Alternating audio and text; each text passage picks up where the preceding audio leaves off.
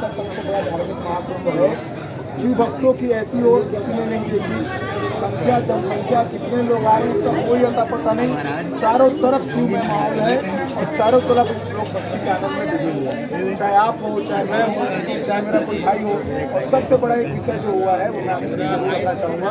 जो हमारे धर्मांतरित भाई थे वो वापस अपने हिंदू धर्म में आना चालू हो गए हैं। शिव चर्चा कर चाहे बस्तर हो, चाहे कांकेर हो, हर क्षेत्र में इस मंच से आंकड़े नहीं है, लेकिन मेरे संपर्क के ऐसे 100 थे तो वापस हिंदू धर्म वापस आ चुके हैं। आपको यहाँ पर शिव पुराण कराने का कैसे मतलब सब शिव जी देते हैं और उन्होंने ही मेरे को शक्ति दी। कहीं ना कहीं ऐसा आयोजन हो और ऐसा भव्य आयोजन आप लोग के सहयोग के बिना नहीं हो सकता। मैं 7 वर्षों से कांवड़ यात्रा निकालता था खमरिया से पूरा महादेव, उन्हीं की कृपा है जो आज इतना बड़ा आयोजन हो रहा है और इतने लाखों लोग आने के बाद भी किसी को कांटा ना करना। ये अपने आप में शिव की महिमा। आपको क्या लगता है शिव ही संभाल रहे हैं, कोई संभालने वाला नहीं है। आपको सबके हाथ पर। आपको क्या लगता है जहाँ मैदान पे हो रहा है शिव पुराण, वो मैदान आपको छोटा लग गया ऐसा लगता है? मैदान मुझे तो ऐसा लगता है पूरा रायपुर छोटा हो गया। आप देखें चारों तरफ भक्ति भक्ति कहीं भी करा लेते तो यही स्थिति है। चलिए मैदान तो बड़ा आवागमन मुझे ऐसा नहीं लगता कि आवागमन में तकलीफ आती है। अपनी बुढ़ियारी को देखें तो 1 लाख यदि आपकी तो आईडी दिख रही है। जाते हैं तो 65,000 में 5 किलोमीटर का जाम लगता है। यहाँ आपको 1 किलोमीटर का भी जाम नहीं मिल रहा है। आप सोचो शिव कृपा ऐसी है जहाँ 200 लाख लोग आ रहे हैं, वहाँ पर कोई भी आवागमन बाधित नहीं हो रहा, तभी लोग पंडाल तक पहुँच पा रहे हैं। आंकड़े मैंने गिने नहीं है।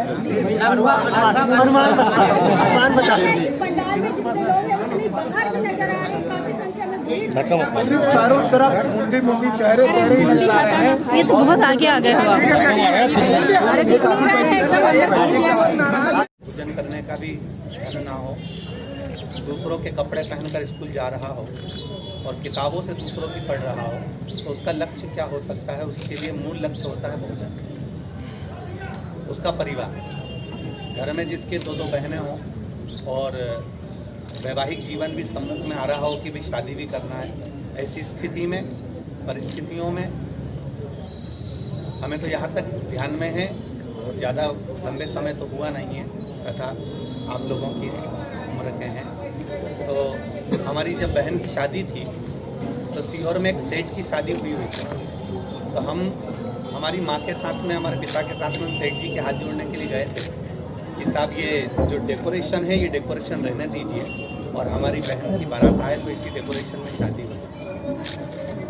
तो यहाँ तक जीवन था, तो अब उसके हिसाब से अब ये सोचेंगे कि लक्ष्य तो हमारा केवल ये था कि भगवान के कृपा से परफेक्ट पूजन मिले। पर मेरे शिव जी की भक्ति कभी नहीं छोड़ी और शंकर का स्मरण करते रहे, तो भोलेनाथ जी ने पेट तो भरा ही पर जीवन भी सवारा। इसलिए हम सभी से कहते हैं आपका कर्म पूरा करिए। आप जितना कर्म करने के लिए भगवान ने मृत्यु लोक में शरीर दिया है, खूब मेहनत करो, दिल से करो, पर मेहनत के साथ में विश्वास परमात्मा पर पूर्ण रखिए, तो आप अपनी मंजिल तक जरूर। महाराज जी, पहले और अब की शिव भक्ति में किस तरह से अंतर देखते हैं? उधर भी शिव महापुराण और भागवत कथा में अंतर तो, आप वेद व्यास जी ने जो पुराणों की रचना करी है, सभी पुराण श्रेष्ठ हैं। ऐसा कोई पुराण नहीं जो नीचा और ऊंचा हो। उस पुराणों में वेद व्यास जी ने श्रीमद् भागवत की भी जब रचना करी तो शुरुआत में शिव भगवान का ही वर्णन किया। रामचरितमानस की भी रचना करी तो उसमें भी शंकर जी का वर्णन करा।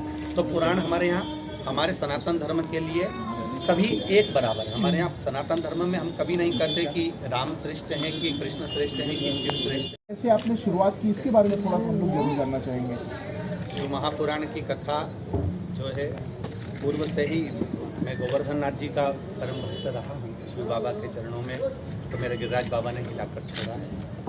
चकलेश्वर महादेव गिरिराज परिक्रमा में पढ़ते हैं। हम लोग पुष्टि मार्ग से हैं, ब्रह्म संबंध हुआ है और गिरिराज बाबा की परिक्रमा में चकलेश्वर महादेव पढ़ते हैं।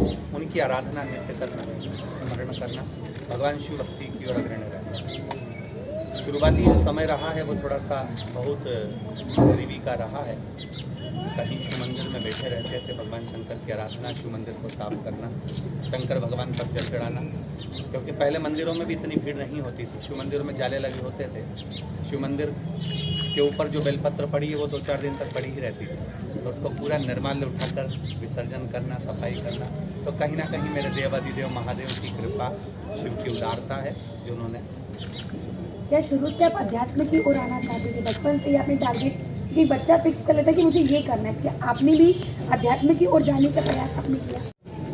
और जिनकी गोदी में मेरे राघव जी, मेरे राम जी निश्चित हुए, ऐसी ही पावन धरा के नज़दीक में चंपेश्वर महादेव विराजमान हैं, जहाँ पर पंचकोशी यात्रा होती है और भगवान शिव अपने जैसे उज्जैन के महाकाल स्वयंभू प्रकट हैं, काशी के विश्वनाथ स्वयंभू प्रकट हैं, सोमेश्वर स्वयंभू प्रकट हैं, केदारेश्वर स्वयंभू प्रकट हैं, ऐसे ही चंपावन में चंपेश्वर महादेव स्वयंभू प्रकट हैं।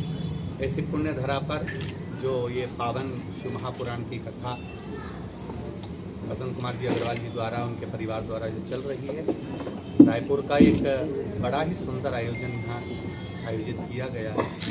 भगवान शिव की वैसे भी पूरा छत्तीसगढ़ पूर्ण तरह से शिवमय है, पूर्व में भी रहा है और अभी भी शिवमय ही है। भक्तों का जो जन सैलाब यहाँ आ रहा है, तो शिव भक्तों की आनंद की अनुभूति कर रहा है। बहुत बहुत साधुवाद देता हूँ रायपुर की पूर्ण धरा के निवासियों को और सभी शिव भक्तों को और आपके पावन चरणों को नमस्कार।